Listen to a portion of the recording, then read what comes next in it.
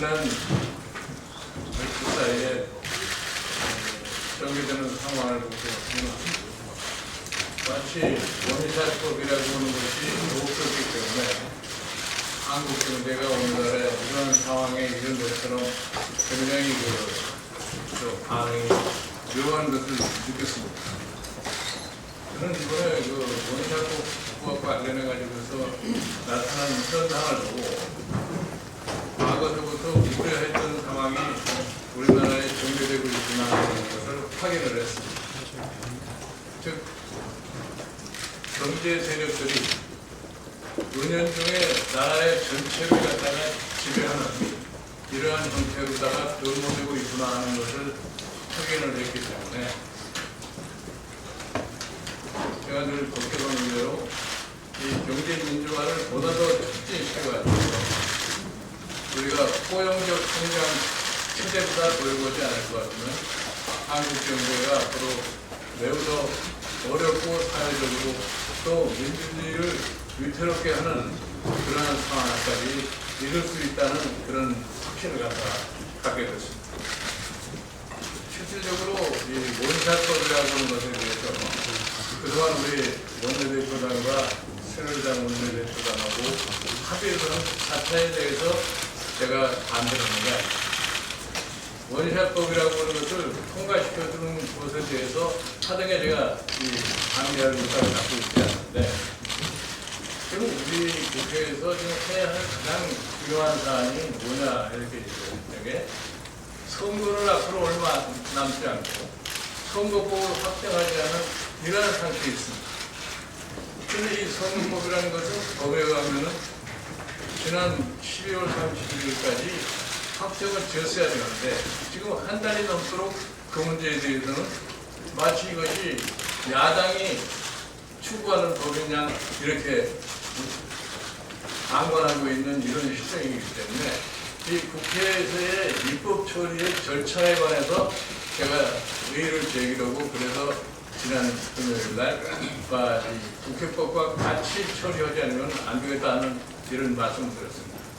솔직히 말씀을 드려서 제가 이 더불어민주당을 갖다가 어떻게 이거 책임을 맡게 된 것이 오늘로서 따지면 한 3일 정도밖에 되지 않습니다. 그런데 제가 밖에서도 관찰을 했고 여기 와서 특히하게 느껴지는 것이 입법이 되는 과정이 지금 이런 식의 입법이 이루어져서는 안 됩니다. 이 책임은 모두가 다 야당에 있는 게 아니라 집권 여당에 있습니다. 오늘날 경제가 이런 상황까지 이르게 된 것은 정부 자체의 경제정책에 책임이 있는 거고 이런 입법 사태가 이렇게 지지분열하게 가는 것도 여당이 지나칠 정도로다가 자기네 입장만 고소하기 때문에 이렇게 현상이 납니다. 원래 야당이라고 하는 것은 소위 견제와 반대를 얻기 위해서 존재하는 것이 저는 야당이라고 생각합니다. 그리고 과거에는 보면은 뭐 여당이 주장한 대로 경제 활성화법 같은 것도 여러 가지 통과를 시켜주었습니다.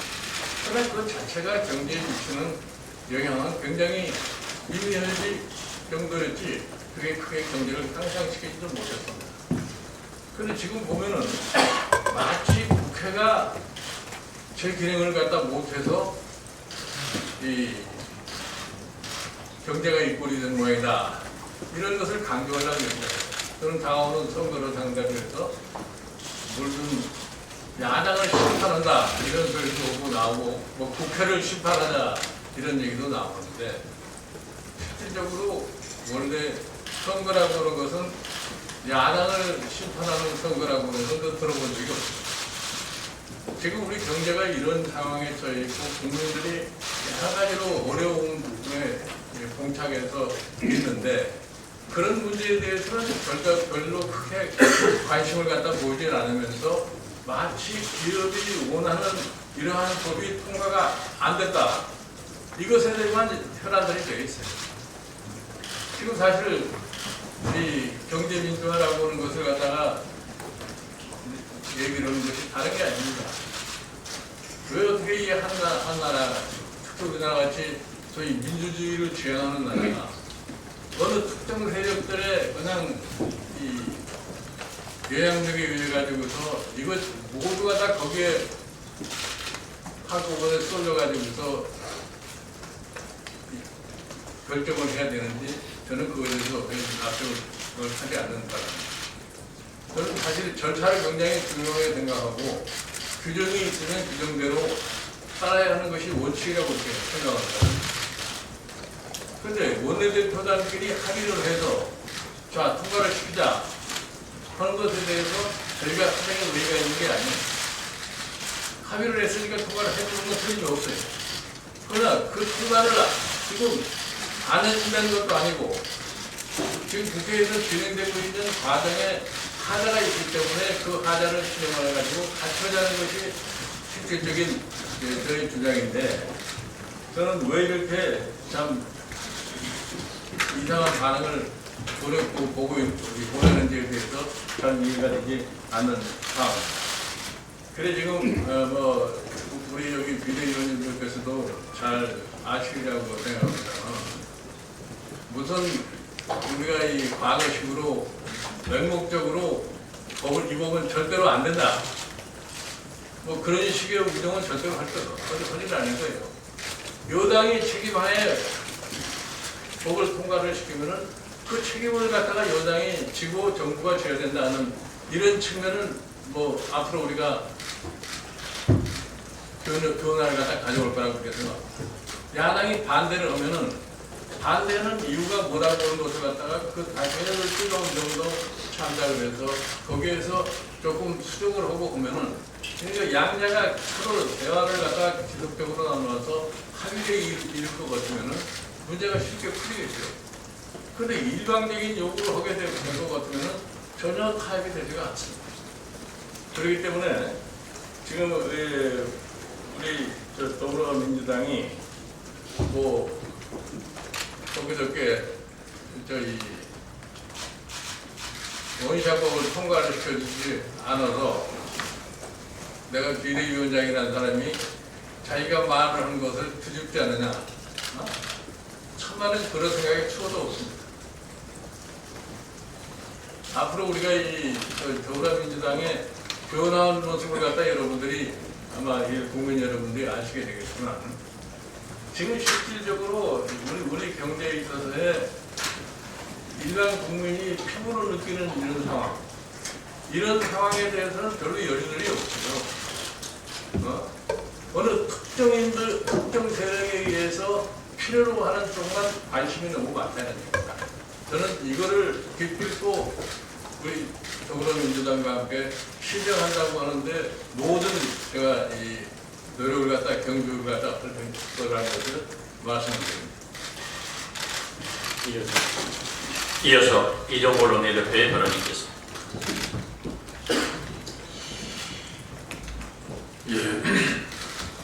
광주와 봉화 방문을 하는 것을 말씀드리겠습니다. 어제 민주주의의 영원한 횃불인 광주에 나왔습니다. 그리고 꺼지지 않는 노무현 정신의 고향 봉화에 다녀왔습니다.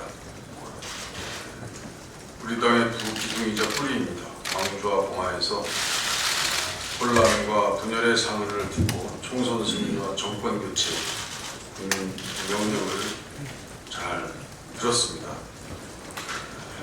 온 구성원이 혼연일체가 돼서 국민 마음속에 차근차근 성을 쌓겠다는 말씀을 김종인 비대위원장께서 강조하셨습니다.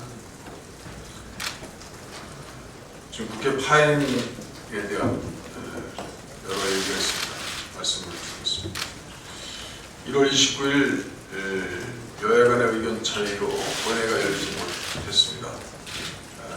또 일부 원내대표 간의 합의사항이 지켜지지 않은 점이 있었습니다. 저는 그것을 일방으로 생각합니다.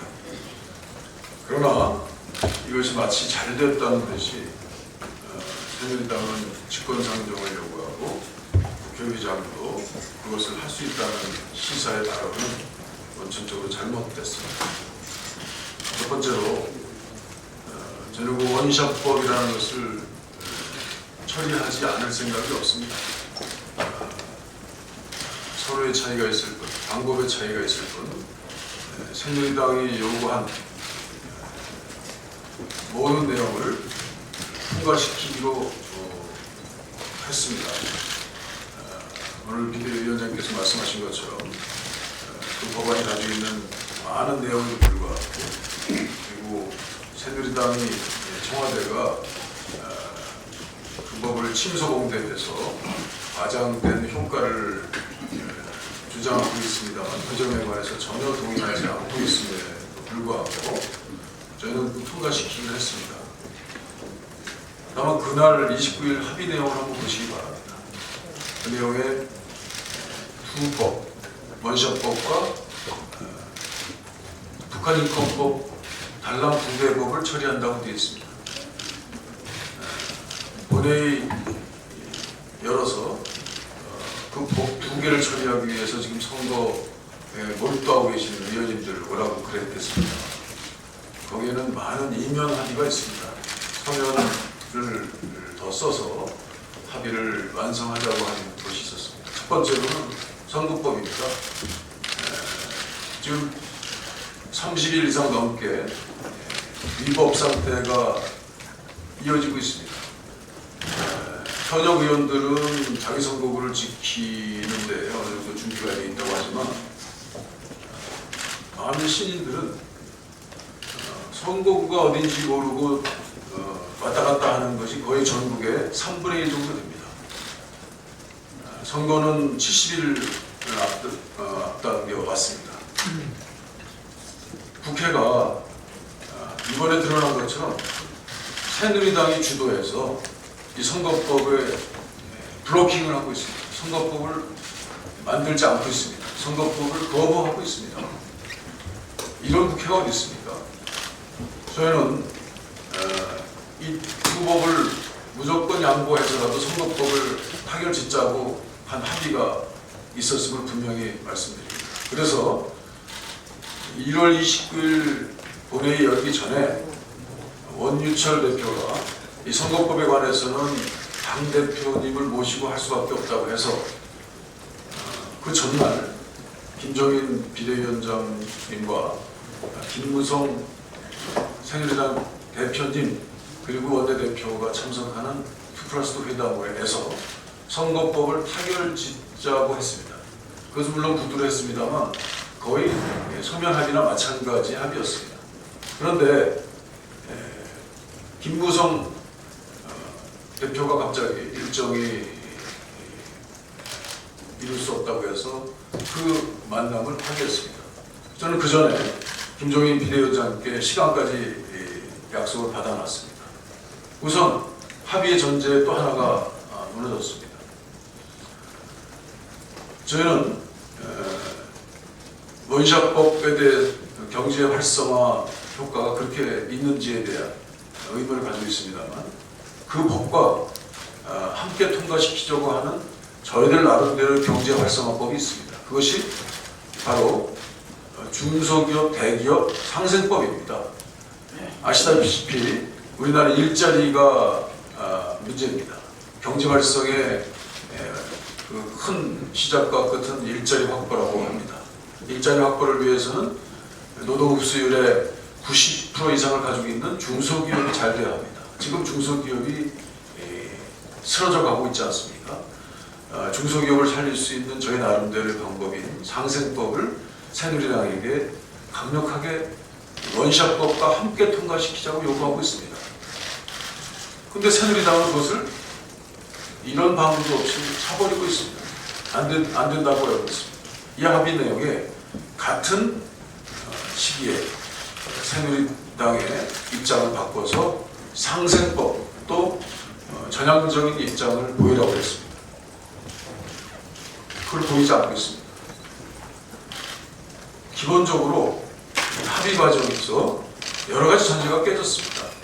그리고 지금까지 원내대표 간에 합의한 것이 지켜지는 것이 바람직하지만 의총에 의해서 그것이 부결되는 것도 많습니다. 원내대표가 책임지고 의총에서 의원님들의 설득을 구하는 것이 의무이지만 제가 부족해서 그 설득을 하는데 좀 실패했습니다. 그 내용은 전적으로 저희가 합의 내용에 적지 않았지만 합의 사항에 거의 준하게 들어있는 내용인 바로 비서면 합의입니다. 가장 중요한 것이 선거법이었습니다. 오늘 비대위원장께서 말씀하신 것처럼 이렇게 불법이 방치되고 있는 30일간의 위법 상태를 대체하고 차치하고 어떻게 일방 쪽에서 얘기하는 경제활성화법만을 처리할 수 있느냐, 이것은 국민의 정신에 맞지 않는다라는 것이었습니다. 그래서 선거법을 처리하기 위한 본회의 이전의 협의를 요청했습니다. 그래서 그 본회의 이전, 예정된 본회의 이전 이 시간에 원유철 대표와 수시간 동안 논의하고 요청했던 것입니다. 그것이 일방적으로 받아들여지지 않았습니다. 이런 상태로 볼 때 단순 1월 29일 본회의를 열지 못했다는 사유만으로 그 법을 저희 더불어민주당이 처리하겠다고 하는 뜻과도 별개로 직권상정하겠다. 너무 생뚱맞은 것입니다. 더더군다나 직권상정은 과거에 유신헌법 때 도입된 제도라고 합니다. 이번 선진화법 때는 직권상정의 요건을 엄격히 해놨습니다. 일반 법률의 경우에는 엄격히 했고, 예산과 예산 부수 법률은 자동상정하고 아예 직권상정 없이 당연히 직권상정 되는 것으로 했습니다. 두 가지의 균형적인 제도입니다. 이 직권상정에는 이렇게 되어 있습니다. 누누이 말씀드리지만 국가 비상사태 전시 준하는 사변입니다. 그리고 원내대표의 합의입니다. 국회의장은 플로어에서 원내대표 간에 처리하기로 한 합의가 직권상정의 합의로 오해한 것 같습니다. 절대로 그런 아닙니다. 법에 분명히 명백히 되어 있는 것처럼 그것은 의총이나 기타 여러 가지 합의의 요건들을 충족시킨 합의의 내용이 지켜지지 않았고, 거기에다가 직권상정의 의장과의 합의가 있어야만 직권상정할 수 있는 것입니다. 모두 요건이 결해 있습니다. 만약에 이런 부적절한 요건 응결의 사안에도 불구하고 국회의장이 직권상정을 압박하면, 지금까지 그래도 국회의장이 양당의 사이의 균형적인 태도와 자세로 국회 위기를 잘 넘기신 그런 지혜를 한순간에 다 날려버리는 그런 결과가 올 것임을 경고합니다. 절대로 그런 헌정 유린 사태가 일어서는 안 된다는 말씀을 드립니다. 선거법 대치 정국의 그 근본 원인은 박근혜 대통령의 정치 혐오, 야당 혐오, 선거 혐오 태도에 있다고 저는 말씀드립니다. 박근혜 대통령은 정치를 경제 사회를 발목 잡는 것으로, 그리고 야당을 국정 운영을 발목 잡는 것으로, 선거를 선동과 포퓰리즘으로 국민을 망치는 것으로 여론 머리를 하고 있는 듯 합니다. 박 대통령께서는 선거구 획정으로 본격적인 선거 국면에 접어들 경우에 국정 실패에 대한 국민적 저항과 심판론이 커질까 두려워 선거를 회방하는 것은 아닌가라는 판단까지 들게 합니다. 야당이 수용하기 어려운 파견법과 같은 쟁점 법안을 덮쳐놓은 놓으셔는 안 됩니다. 국정 실패의 책임을 야당에게 뒤집어 씌우겠다는 저열한 정치적 수를 펴서는 안 된다고 생각합니다. 이는 민주주의 불가의 선거를 무슨 도박판의 판돈처럼 취급해서 무모한 벼랑 끝 전략에 매달리게 하는 것과 것입니다. 그리고 올바른 후보를 선택할 국민의 기회를 뺏는 것입니다. 그러나 국민은 그렇게 어리석지 않습니다. 국민의 참정권을 훼손시키는 반헌법적인 새누리당과 청와대 박근혜 대통령의 정치의 책략을 똑똑히 기억하고 심판할 것이라고 저는 분명히 믿습니다. 이상입니다. 이어서 박영선 비상대책위원 발언이겠습니다.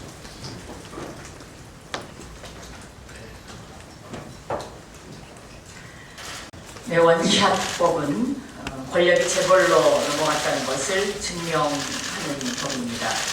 또한 재벌 독점 사회를 암시하는 법입니다. 정경유착 재벌 특혜 금수저법입니다. 더불어민주당은 의석수가 적은 야당이기 때문에 거대 공룡 새누리당이 밀어붙이면 아무것도 할 수가 없습니다. 국가 운영, 국회 운영 1차적인 책임을 져야 하는 것이 박근혜 대통령과 새누리당입니다. 그래서 오늘은 박근혜 대통령과 새누리당에게 묻습니다. 첫째, 그렇게 애걸하는 원시화법이 통과된 후에 경제가 살아나지 않는다면 어떻게 책임질 것인가? 여기에 대한 분명한 답을 듣고 싶습니다. 둘째, 박근혜 대통령은 2013년 12월 31일, 더 정확하게 말하면 2014년 1월 1일 외국인 투자 촉진법, 저는 법사위원장으로서 반대했지만 통과시켜줬습니다. 이 법만 통과시켜주면 경제가 살아나고 일자리 는다고 2013년 국회에서 연설까지 하셨습니다. 그런데 경제가 왜 이 모양입니까? 남탓만 하는 경제 무능 정권인가요? 오늘 1월달 수출이 18.5%로 감소했다는 발표가 방금 전에 있었습니다. 6년 5개월 만에 최대 폭락입니다. 경제에 이미 적신호가 들어왔습니다. 박근혜 정권 여기에 대한 책임져야 되고 대답을 듣고 싶습니다. 세 번째는 원내대표 합의 운운하면서 비판하는데 박근혜 대통령의 선거 공약, 국민과의 약속 어떻게 됐습니까? 영유아 보육은 국가가 책임지겠다고 해놓고 지금 그 약속 지킵니까? 검찰 개혁하겠다고 약속 지켰습니까? 경제민주화 약속 어디로 갔습니까? 국민 여러분께서 보고 계실 겁니다. 더민주는 신중산층을 만들고 소위 말하면 지옥비, 지하방, 옥탑방, 비주택 거주에 살고 있는 서민과 청년들, 그리고 흑수저가 금수저가 될 수 있는 세상을 위해서 오늘도 이렇게 외치고 있습니다. 예를 들어서 반값 전월세 대책, 더불어 전월세 대책이 그 대표적인 총선 공약입니다.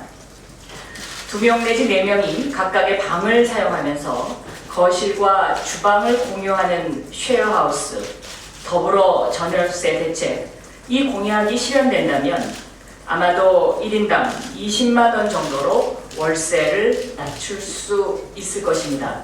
그래서 이번 4.13 총선에서 더불어민주당의 서민을 향한 공약, 이 공약이 실현되는 그러한 더불어 사는 세상을 만들어야 한다고 생각합니다.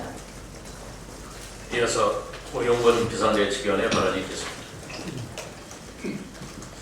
네, 지난 주말 토요일, 일요일 1박 2일로 비대위원장님을 모시고 광주를 다녀왔습니다. 특히 토요일날 저녁에는 5.18 관련 단체 대표들과 진솔한 대화를 나눴습니다. 그 자리에서 비대위원장께서 진정성 있는 사과를 했고 또 그 사과가 받아들여져서 그 다음 날은 5.18 관련 단체 대표들과 함께 5.18 묘역을 참배했습니다. 이런 경우는 아주 이례적인 것으로 알고 있습니다. 우리는 현장에서 5.18 광주 정신이 무엇인가를 똑똑히 다시 한번 새기게 됐습니다. 5.18 광주 정신은 서로 화해하고 용서하고 열린 마음으로 지역 차별을 해소하고 그리고 후퇴하고 있는 민주주의를 지켜달라는 것이었고 야당이 더 이상 분열해서는 안 된다는 것이었습니다. 야권이 단합하고 서로 노력해서 4.13 총선은 물론 내년에 있을 대통령 선거에서 반드시 이겨달라는 요구였습니다. 그 길을 향해서 더불어민주당 더 노력하겠다는 말씀을 드립니다. 요즘 길거리에 가면은 새누리당에서 내건 박근혜 정권 일 좀 하게 해주십시오라는 취지의 플래카드가 걸려 있습니다. 마치 야당 때문에 일을 하지 못하는 듯한 이런 플래카드가 아닌가 싶습니다. 그리고 대통령께서는 길거리로 나가서 서명운동까지 하고 있습니다. 이것은 대단히 위험한 생각이고 잘못된 것이다.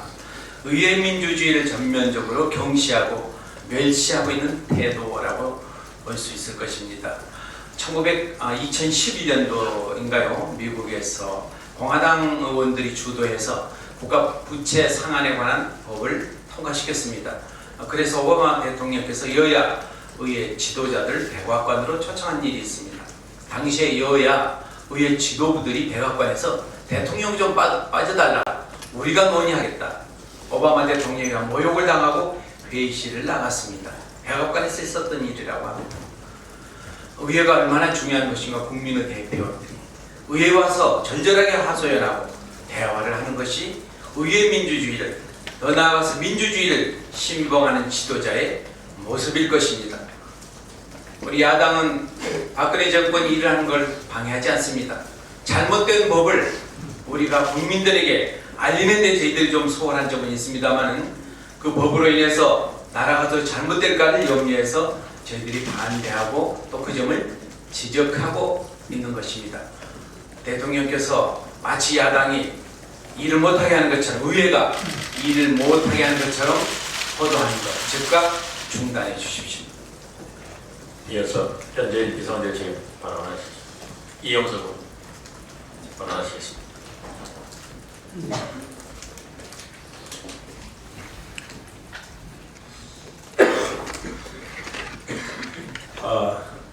나라 살림살이가 걱정입니다. 어제 국회 예산정책처는 나흘 후인 2월 5일에 우리나라 국가 채무가 600조를 넘어설 것으로 전망을 했습니다. 금년 말에는 국가 채무가 645조 원에 이를 것입니다. 이것은 지난해보다 50조 원이나 증가한 것이고, GDP 대비 국가 채무 비율이 사상 처음으로 40%를 넘어서는 겁니다. 잘 아시는 것처럼 우리나라는 대외 의존도가 매우 높기 때문에 매우 높은 소규모 개방 경제라서 재정 건전성이 무너지면 한국 경제도 무너집니다. 우리가 IMF 외환위기와 2008년 글로벌 금융위기를 조기에 극복할 수 있었던 것은 재정이 건전했기 때문입니다. 그런데 그렇게 튼튼했던 재정의 건전성이 이명박 박근혜 정부 8년 동안에 완전히 붕괴되고 있습니다. 이명박 정부가 들어선 2008년부터 금년까지 9년 동안 한 해도 빠지지 않고 재정이 적자입니다. 누적 적자 규모가 233조 원에 이릅니다. 이 기간 동안에 국가 채무 전체 금액 645조 원에 54%인 346조 원이나 증가를 했습니다. 글로벌 금융위기를 겪은 이명박 정부 5년 동안에 국가 채무가 144조 원 증가했습니다. 그런데 이명박 박근혜 정부 4년 동안에 무려 202조나 증가를 했습니다. 국가 채무는 가계부채와 함께 한국 경제에 언제 터질지 모르는 내관입니다. 정부의 관리 가능 범위를 벗어나고 있습니다. 원인은 우리가 너무나 잘 아는 것처럼 부자 감세와 4대 감사, 그리고 무분별한 추경 편성 등 비효율적인 재정 지출입니다. 정부는 재정 건전화 방안을 하루빨리 국민에게 밝혀야 할 것입니다. 이어서 표창원 비상대책위원회 발언이 있겠습니다. 네, 대한민국 제1회 관문 인천공항이 뚫렸습니다. 서툰 아랍어, 문법도 틀린 메시지와 함께 서재 폭탄물이 설치되었고요. 그런데 그 인천공항에는 2,000명이 넘는 보안요원이 근무 중이었습니다. 2,000명의 보안 근무요원들은 모두 파견직, 비정규직, 일용직 근로자들이었습니다. 이들은 저임금의 고용 불안 때문에 늘 사기가 적화되어 있었고요. 업무 전문성이 떨어져 있었습니다. 이런 부분들이 다 모두 연결되어 있습니다. 세월호 참사도 역시 저임금 고용 불안에 비정규직 근로자들이 배를 몰고 있었고 침몰했습니다. 그런데 지금 새누리당은 청탁 정치, 청탁 입법에 몰두해 있습니다. 자신들의 편, 자신들에게 도움을 주는 사람, 이들이 요구하는 것이라면 법을 만들어주고 인사청탁까지 하고 있습니다. 최경환 의원의 중소기업청 인사청탁 여전히 진행 중이고요. 정용기 의원의 병원에 대한 인사 청탁 새롭게 드러났습니다. 전체적인 새누리당의 정치활동의 기조, 태도, 국민 전체를 보고 국가를 보고 하셔야 합니다. 우리 편만 감싸고 우리 편을 위한 정치의 남용, 권력의 이용 이제 그만두셔야 합니다. 아울러 최근 벌어지고 있는 진방 논쟁, 한국 정치의 수준 전체를 떨어뜨리고 있습니다. 대통령과 가깝다는 이유만으로 국회의원이 된다면 행정부를 견제하고 감시하고 비판해야 할 삼권분립의 원칙은 어디로 가겠습니까? 더 이상 국회에 대한 청탁도 그만두셔야 하고 국회에 대한 존중을 갖춰주시면 고맙겠습니다. 특히 지금 일본 정부는 유엔에 대한 답변을 통해서 일본군 위안부의 강제성 없었다라는 12.28 합의를 뒤집는 발언을 했습니다. 대한민국 정부는 어떻게 하실 것입니까? 현재 손호상 근처에는 우리 아들, 딸들, 어리고 약한 대학생들이 엄동설 안에 추위에 길바닥에 앉아서 혹시라도 우리 정부가 손호상을 철거할까봐 지키고 있습니다. 정부의 한마디면 됩니다. 손호상 철거하지 않는다. 제발 해주시기 바랍니다. 고맙습니다.